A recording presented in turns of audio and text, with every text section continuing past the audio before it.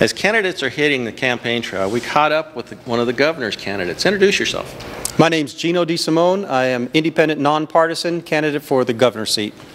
Now, I noticed in your literature background that you were a Democrat and a Republican, and now you're independent. Tell me about that.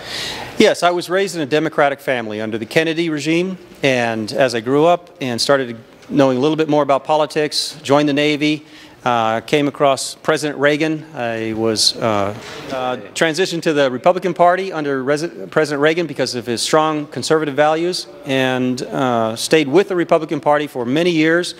But as time progressed, they sort of departed from those conservative values, and I just said, you know, that's enough. I can't do it anymore.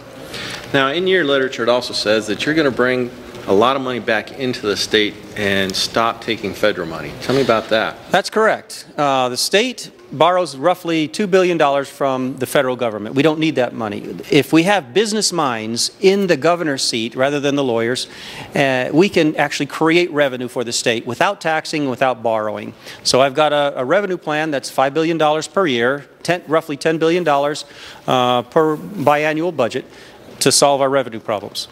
Now, one of the things that everybody keeps talking about is this candidate's going to spend money and taxes to death. This candidate's going to kick out our teachers. Where are you standing in all of that?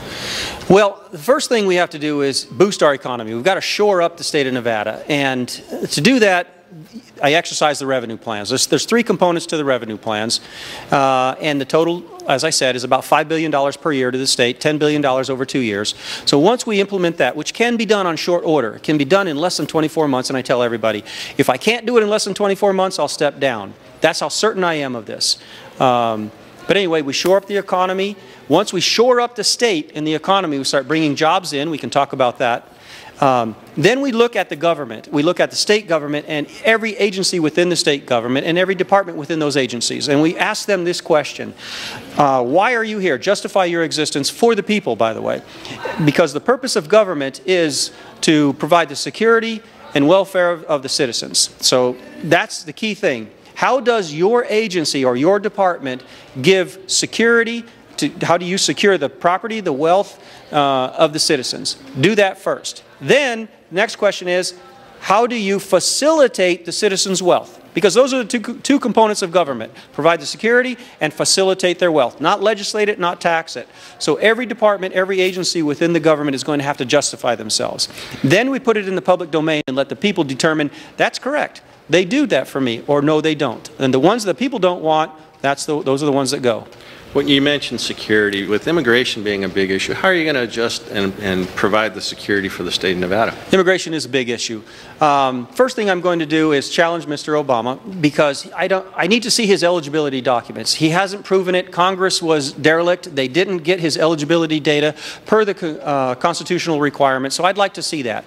So I'm going to ask him, as one commander-in-chief, which is the governor, to another commander-in-chief, please show me your eligibility document. Prove to me that you're eligible to be President of the United States and to command my National Guard. Don't believe he can do that.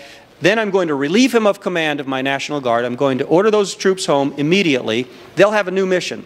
Their mission is to apprehend, detain, and deport illegal aliens. That's the first and foremost duty of their responsibility. Second to that, they'll be required to work with local law enforcement and sheriffs to arrest all those that aid and abet illegals. If you aid and abet an illegal, you go to jail. I don't care if it's from employment, housing, schools, churches, anything. If you aid and abet an illegal alien, you're going to go to jail. That saves the state about $600 to $800 million. So it sounds like the budget is actually going to end up being very close to being balanced if you get into office. Within 24 months, we'll have a surplus. That sounds like a lot of money coming in. How can we find out more about you and your campaign, and how can the people of Pahrump get a hold of you? My website, that's the foremost spot. Gino4governor.com, all spelled out, G-I-N-O-F-O-R, governor.com. On the contacts page there, you can contact either my campaign manager or myself, and that's the best way to do it. Great. Well, thanks for stopping by and taking time to talk with us. Thank you.